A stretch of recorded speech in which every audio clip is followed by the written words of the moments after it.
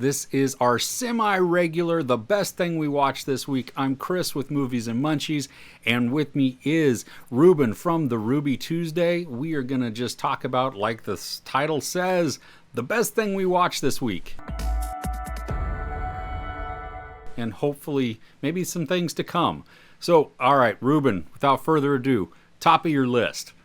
Okay, we were just talking about Monster Hunter Legend of the Guild is an animated anime movie that's less than an hour, so it won't take much of your time. Recently, we had the live-action Monster Hunter film come out with a certain lady that has seen all of the Resident Evil films, and her husband has directed most of those films, so there's a how did I get this job sort of thing. And then her husband directs this one, and she's in this again, so we're understanding now, part and parcel. Unfortunately for the fans, that film was dire. It was just horrendous. It had nothing to do really with Monster Hunter or the Monster Hunter lore. So we were, if you're a fan of the Monster Hunter games, especially World, which I'm a fan of, I've spent too many hours in that world. This one is for sure just I guess it's a love letter to the fans. So it's only an hour, but this anime is, I feel like whoever made this film, the creators, the producers, looked at the live action and went, nope, we can't let that stand, and we're going to go make this. So it's basically this young kid who wants to be a hunter. There's a big elder dragon that's going to wipe out their village. Every 10 years or so, there's an elder dragon that they basically transform the planet by destroying it. It's like they bring lava, and after that comes like if you were terraforming but with a live entity. I guess that's the best way to describe it. But they're happening too quick now, so they have got to protect their villages, and this is where the Hunters Guild comes in. So this kid gets kind of roped into being under the wing of a very prestigious hunter, and they are along the adventure trying to figure out how to hunt these monsters, but also deter the Elder Dragon from destroying everything in its path.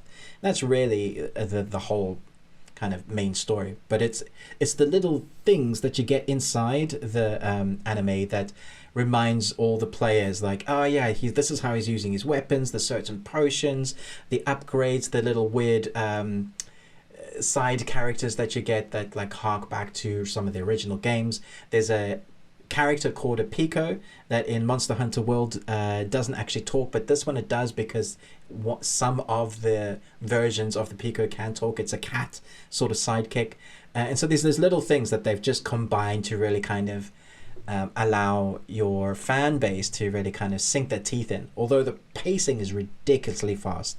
That's why it's just under an hour, and just there's so much that happens. It feels like a pilot episode to a TV series.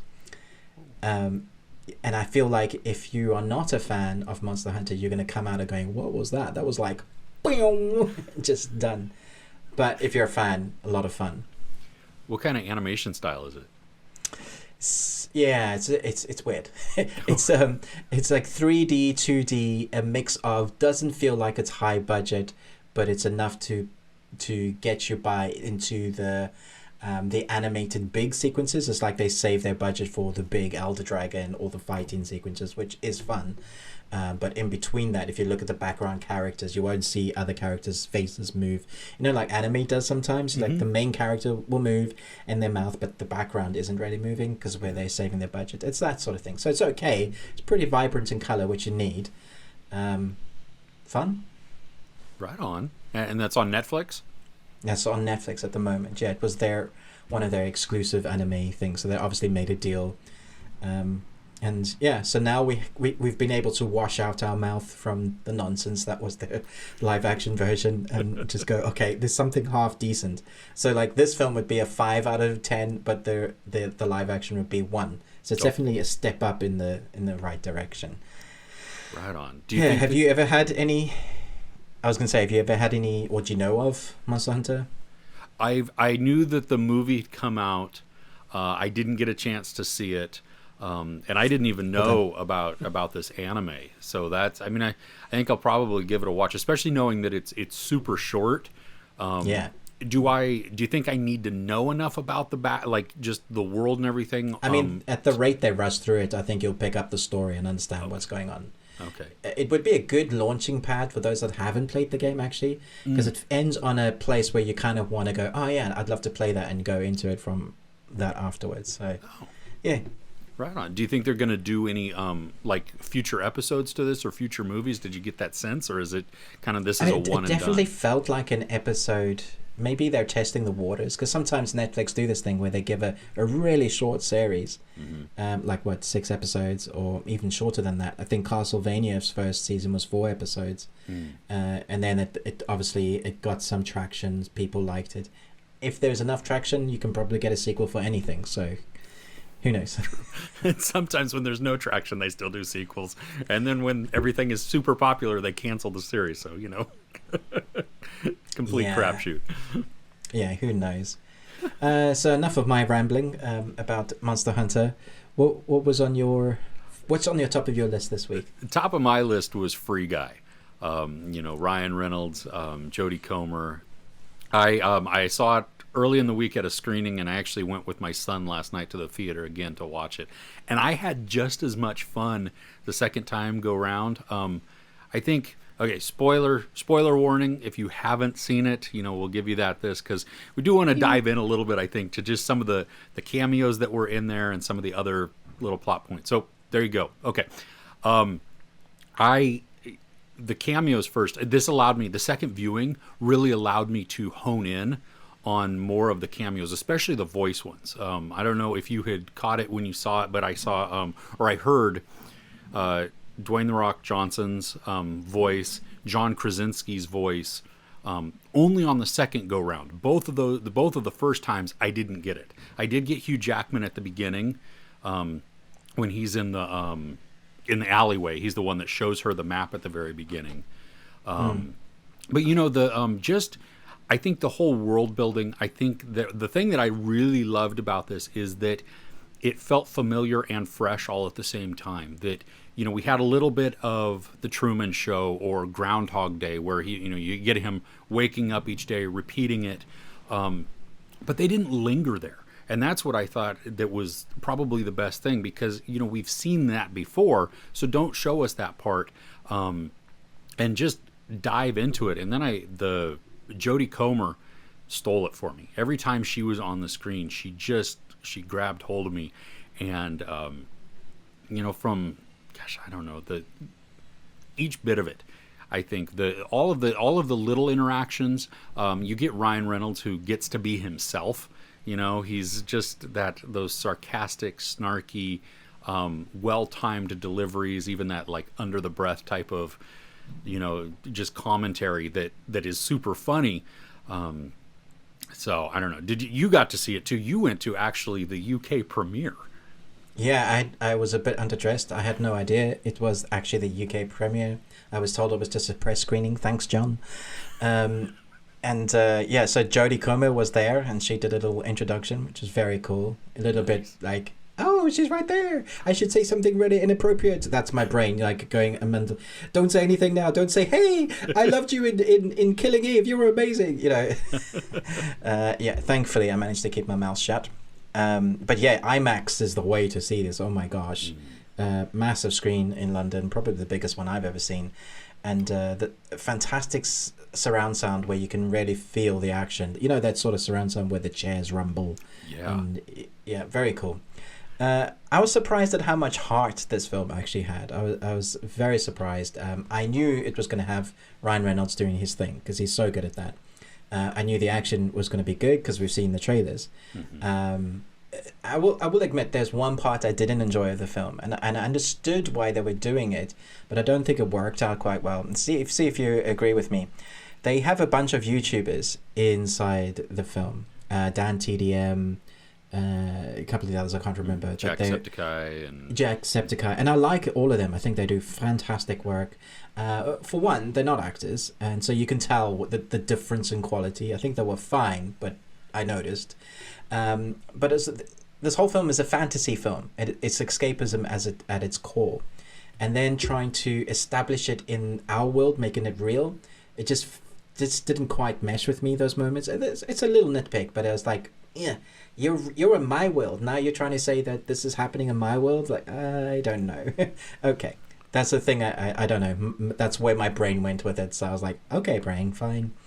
We'll let you have that. Apart from that, Ryan Reynolds and Jodie together were great because he does his funny thing. But I actually bought their relationship. I thought it was good. I was rooting for him to get together with her. But then when it twists, and you're thinking, oh, but this whole character is designed around this guy that's been pining over you for ages. It's like, that's great. That brings it back to making it really real. Because Ryan Reynolds is, that character is unattainable almost. The perfect guy with muscles when he upgrades, and, he can do everything, is so cool. And that's what you can imagine a programmer would program himself to be. And then, trying to get the girl, but there's the girl that he can never get.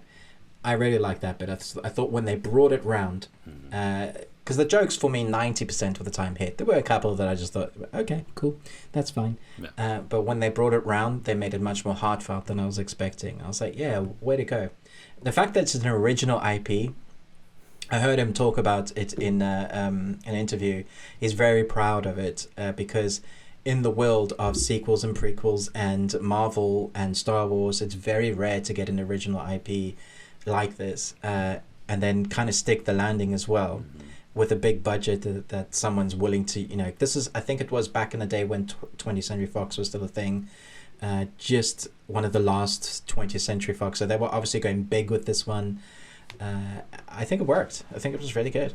Yeah, it did. And it's funny that you mentioned the like the sequels and stuff, because there's a point in there where Taika Waititi is specifically talking about, no, sequels is where it's at. We don't need to create something new. It's just, this is, 2, 3, 4, 5, all of these that we're going to do. And so I didn't realize that that interview, was it with Sean Levy? Is that who? No, it was on BBC Radio 1 that had, Okay, but it was with the director, I mean? Oh, no, that was Ryan, yeah. Oh, yeah. Ryan. Oh, okay. Yeah. Okay, so no, it was... now knowing some of that background, it makes those points that he says, I guess, even more funny or even more pointed, both of those. I loved, I had so much fun with it, that first off, but then things that I noticed, going the second time around, like glitches. I don't know if you got to see any glitches in the game, or you see like little, it's always in the background, and it was all these just, minor type of things. Like one is probably a noob character who's running into a wall, like trying to... I didn't see that. Oh my gosh. I think it's when Ryan Reynolds is getting, he's at the ATM. I think that's when it is. In the background, across the street, is this dude who's just like, and he's trying to jump, and he just keeps hitting the wall, and then he gets like stuck in the wall and is shaking. Like that. Amazing. It's just, and then there's one, I think some dude stuck on a flagpole, and towards the end, like there's a car upside down stuck on top of another car as it's just driving along. These little things, these little details that they put in there, to just make it a whole lot of fun. And I think give it a little bit of that realism, because, I would be a noob at playing most of these things. I don't game very often. I have gaming systems, but I don't. It's a very, very casual thing for me, and I don't do any of the multiplayer, the online, those types of big games like that. My youngest does, and he plays with a lot of friends and stuff like that. So he took a different appreciation for it, because it spoke to him in a different way. But one thing that we both agreed on in my screening, people like they cheered, and a couple weeks ago you had mentioned how Space Jam was like this IP throw up of just everything that Warner Brothers had, that they're just we're going to put all of these in there. I thought, when Disney bought Fox, that the inclusion of Captain America's shield and the Avengers music, and then Hulk's hand, and then the iconic is that his lightsaber, and then the Star Wars music. That is how you use IP correctly and effectively. Yeah. Because it was it was showy, but it was brief, and it was totally effective, and it made just the right amount of resonance with the fans. And we're like, that's awesome. That was so good. Yeah. So I love that bit. Yeah, it was. I don't know where I was going with that, but So you said, what's her name? The stole Killing Eve actress. Jodie Comer. Jodie Comer stole the film for you. So I would agree, except for one scene where they're in the garage, and there's all these cars around, and Jodie's trying to get a certain thing, and then Ryan's there. He rescues. He bashes through the wall With the motorcycle? Yeah, and Channing Tatum. That's Channing Tatum. I have to say, for me, that was the movie. That was the moment I knew that I loved this movie, because it's possibly the best I've ever seen from Channing, just because he nailed the geekiness. From manly, I have everything, look at my man cave, to just pure joy as, you're there? Can you sign it? Can you do? I was just like, that's exactly how it is. And he nailed it. And then he doing those dance. Oh my gosh, I think I was crying. Yeah. I So good. totally agree. That was that scene. I mean, we walked out. My son and I walked out talking about that scene because it was just, it was so funny, and he threw like all shame out the window and just went 150% for it, and it was so good.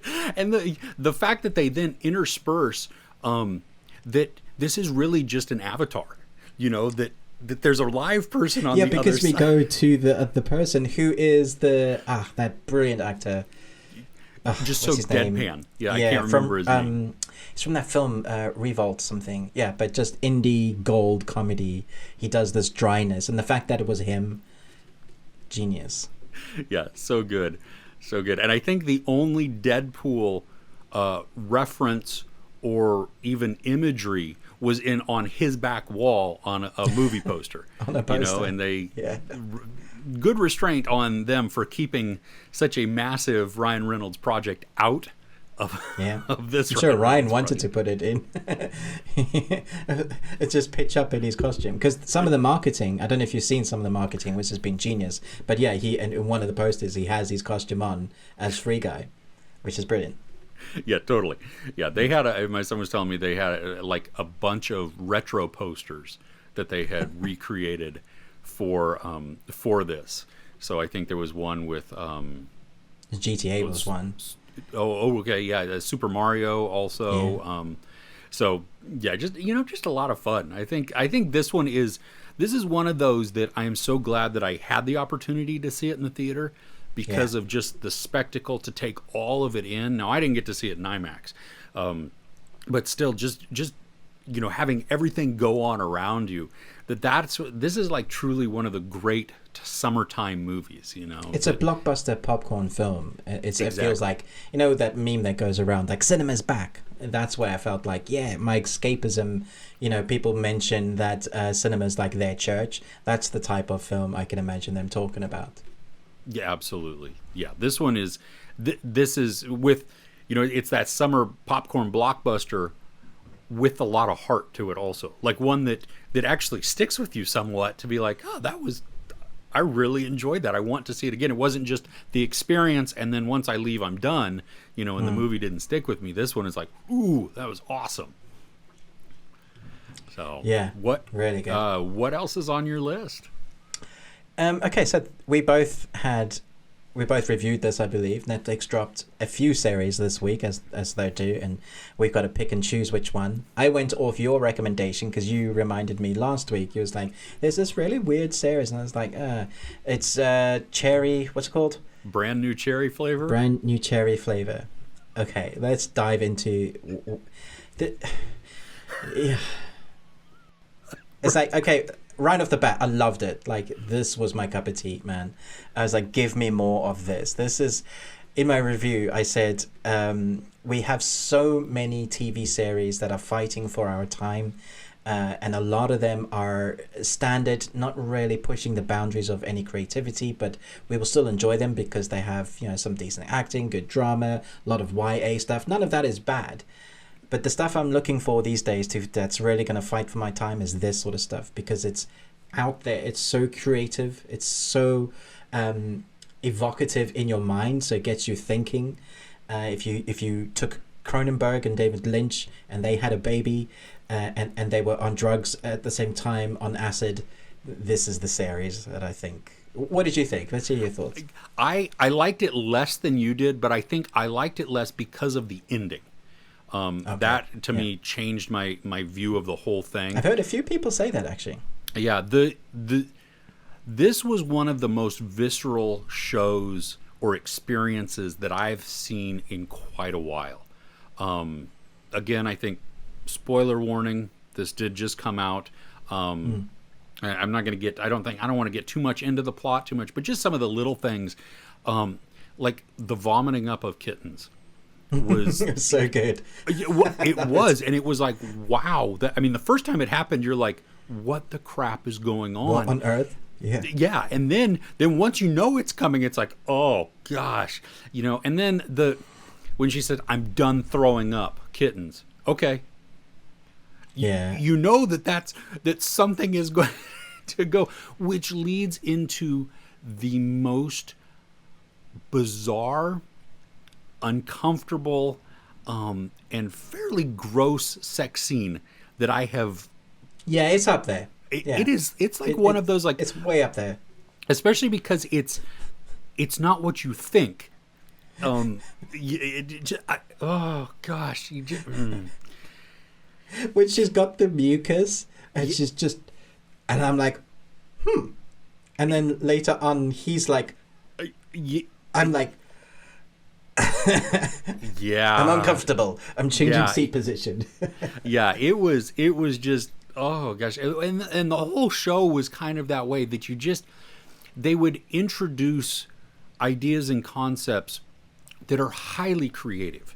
And very disturbing and dark. And I appreciated all of that. I mean, I loved what they were doing with the story. I loved the journey that they were taking us on, because you watch Rosa Salazar and Catherine Keener and that messed up dysfunctional relationship back and forth where they almost need each other. Well, they do need each other, really, as it becomes like turns a symbiosis. Out. Yeah. Yeah, and just that weird dependency. And I mean, I was blown away by the visuals of it, the darkness of it. Honestly, though, as much as I liked Rosa Salazar, I thought she did a phenomenal job in this. I really liked Catherine Keener, just the weirdness. But she was the show stealer. Yeah, but Eric Lang to me was like this. He's like this background character who all of a sudden became a leading man. And he just, every time he was on there, like, I hated him and yet I loved him at the same time. And the fact that they were able to take such a terrible person and then give him this segment of a storyline where you feel sorry for him, that with his son, that you're like, oh, that sucks, and really, okay, you are a bad guy and you shouldn't do these things. But did you deserve your son to become a zombie? Yeah. Exactly. No. Oh. Yeah, it was really interesting. It reminds me a lot of American Horror Story as well.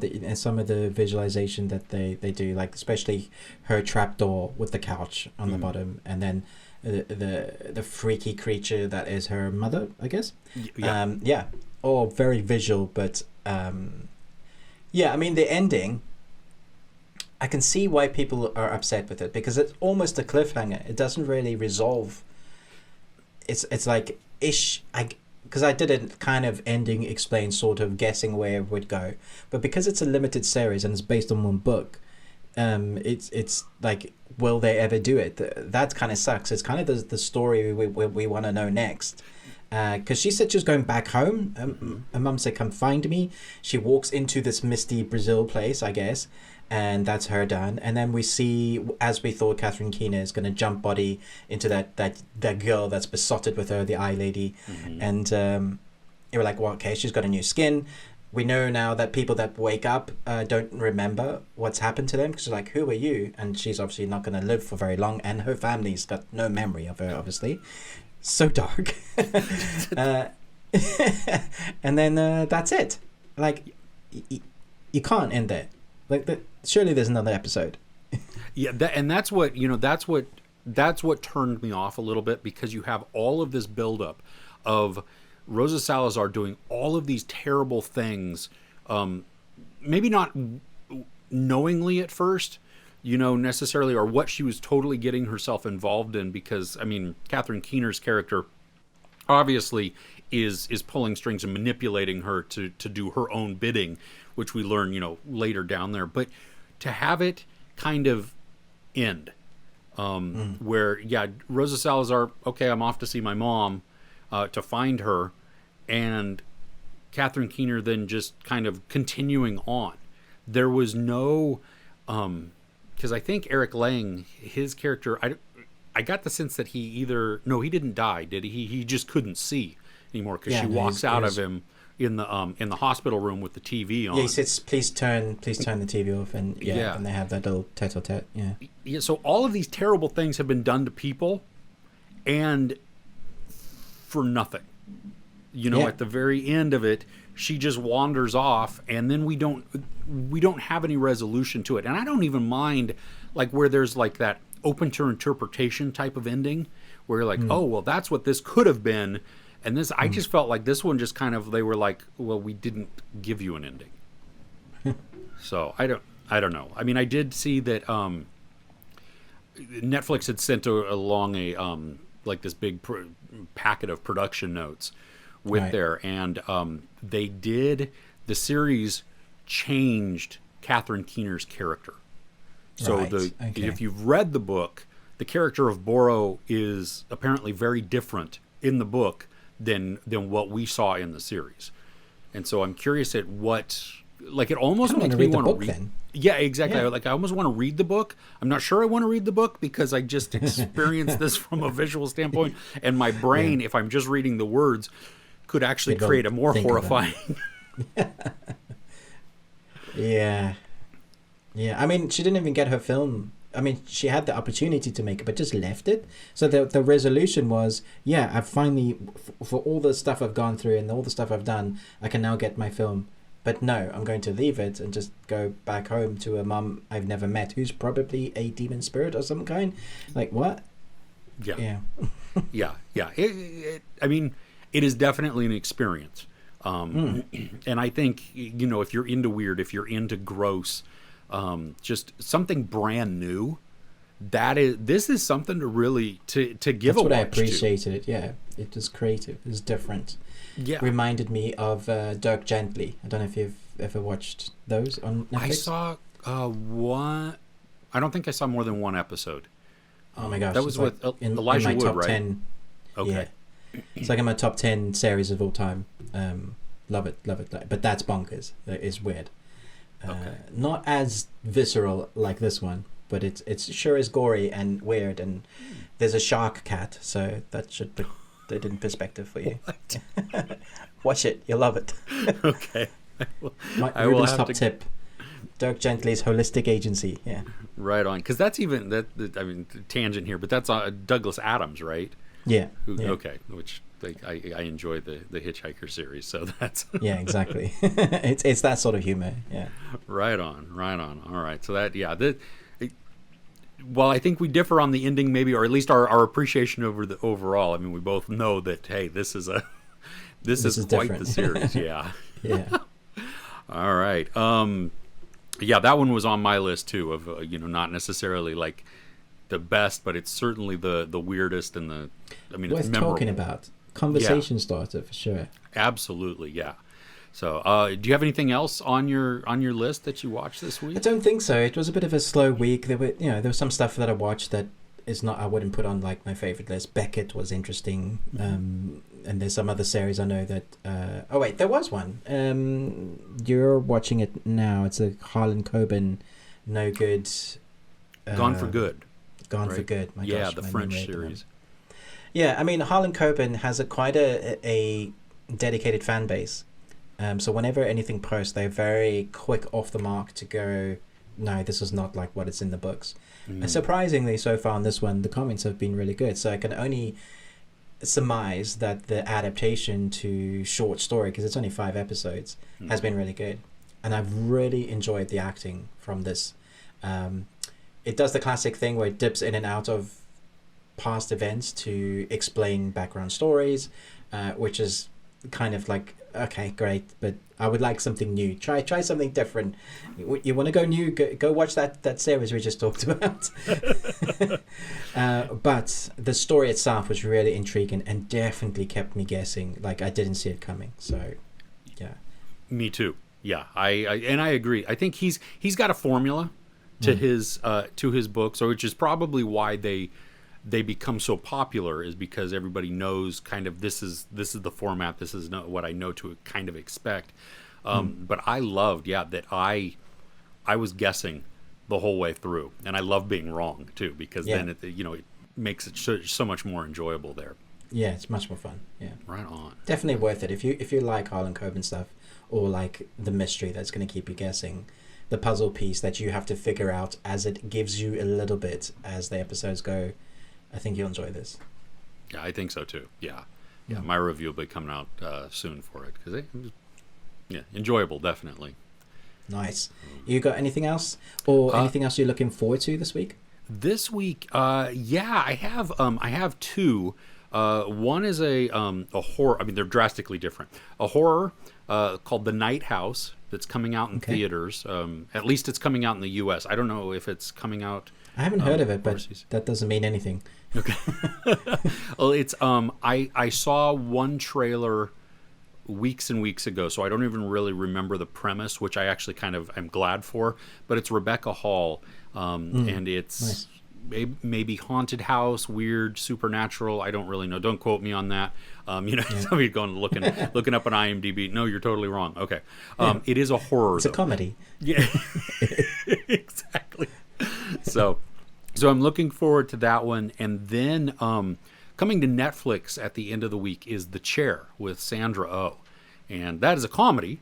And so it's one, like, I saw the teaser trailer for, which made me laugh out loud, because I think it was silent. Like, she walks in, she sees her name, she's like the head of an English department or something at a university, sees her name on there, she walks in, sits behind the desk, leans on her chair, and then all of a sudden and the chair collapses and falls, and I was like, oh, okay, this might be funny. So yeah, it's funny it's really dry and dramatic and has a deep, dark kind of story. It's quite sad in places. But it is funny, as in, if you've ever seen Sandra Oh in anything, she has that timing that she can deliver a line of dialogue that it isn't a joke, but you'll laugh. It's like life affirming or realistic laughter. Like, you can appreciate the pain that they're going through and laugh that way. So it reminded me a lot of things like The West Wing. Very well written. The dialogue is really sharp, and it doesn't outstay its welcome, because it's got like 6 episodes, I think. Yeah. I'll be interested to see what you think of this one. Definitely worth checking out, at least for Sandra Oh. Nice. Okay. Well, good. Well, that helps me. That has me more positive to to watch. So right on. Do you have anything that's on your list for this coming week? There are a number of streaming things that I'm still trying to finish. I still haven't yet to finish the Apple TV series, Mr. Corman. The Joseph Gordon-Levitt one, right? Joseph Gordon-Levitt one, yeah.